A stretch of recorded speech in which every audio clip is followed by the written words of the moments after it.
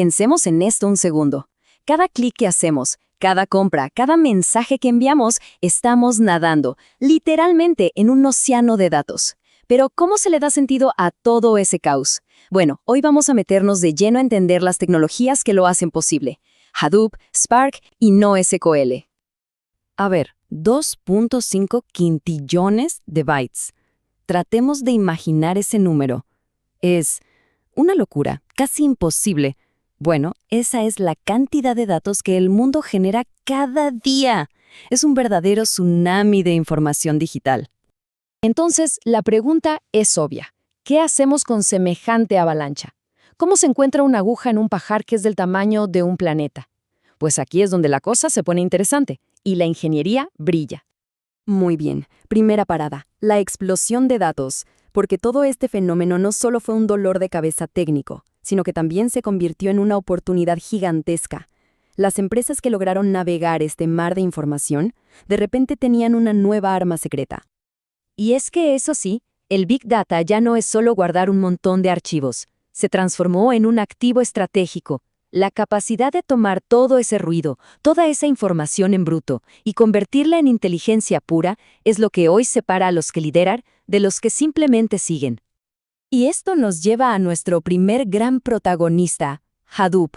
Hay que pensar en Hadoop como ese pionero valiente que se metió al salvaje oeste de los datos y demostró que sí, que ese territorio se podía conquistar.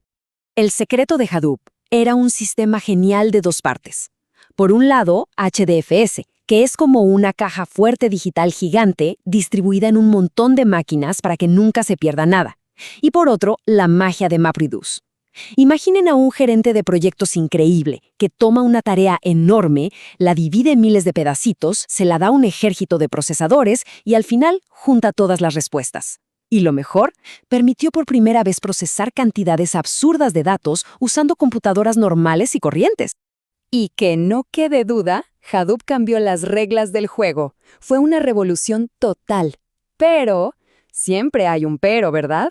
Su talón de Aquiles era su dependencia del disco duro.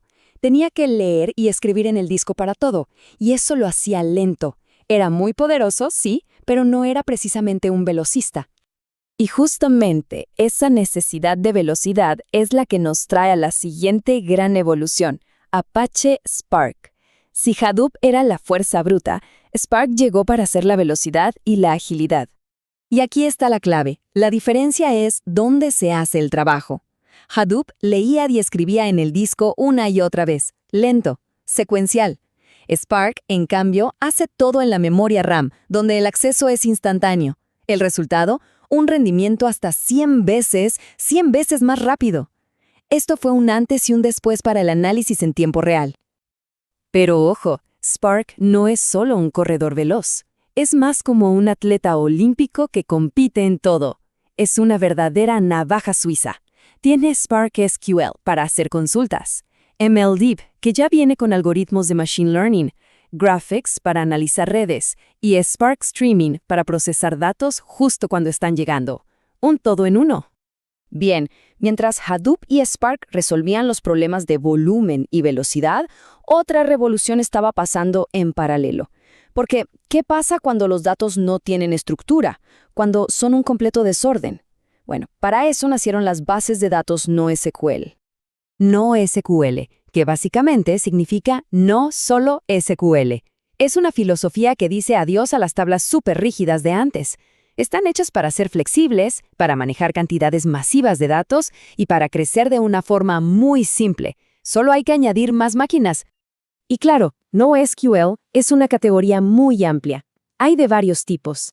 Las de documento, como MongoDB, son geniales para datos que no son ni una cosa ni la otra. Las columnares, como Cassandra, son unas bestias para escribir datos a toda velocidad. Las de clave valor, como Redis, son perfectas para cosas como el caché. Y las de grafos, como Neo4j, bueno, son expertas en analizar conexiones y relaciones. Ok, ya hablamos de mucha teoría. Suena muy bien, pero ¿dónde vemos todo esto en nuestro día a día? Pues vamos a ver cómo estas herramientas mueven los hilos de servicios que usamos a diario. ¿Les ha pasado que entran a Amazon y parece que les leyera la mente? ¿Que justo recomienda ese producto que estaban pensando? Bueno, eso no es magia. Detrás de eso están Hadoop y Spark, analizando millones de compras para adivinar cuál va a ser la siguiente. O pensemos en el feed de Facebook. Es un río interminable de fotos, videos, me gusta, comentarios. ¿Cómo es posible manejar toda esa información sin que el sistema explote? Ahí es donde entra Cassandra, una base de datos no SQL que aguanta esa avalancha sin despeinarse.